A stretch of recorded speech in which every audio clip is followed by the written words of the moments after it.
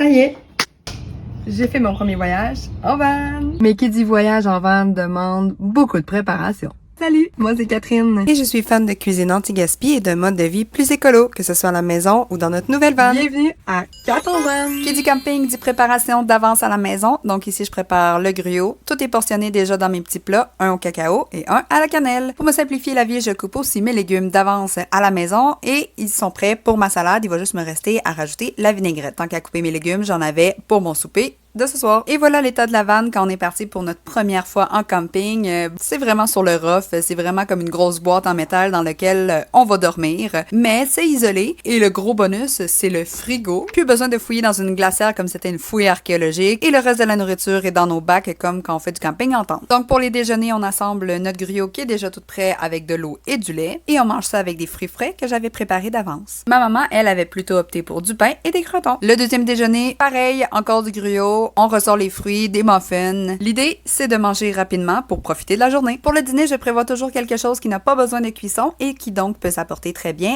sur la plage. Ici, c'est des légumes, des petites viandes avec des fruits et ma salade. Et qui dit camping dit apéro. Oui, oui, même avec des enfants. On sort les chips, on sort les grignotines pendant qu'on attend que l'eau bouille pour le souper ou si jamais il y a un petit peu de pluie. Et parlant de souper, on a décidé d'utiliser des riz en sachet, donc ils sont déjà tout prêts, juste à rajouter dans l'eau, soit avec du poulet déjà cuit de la maison ou avec des saucisses pour le deuxième soir.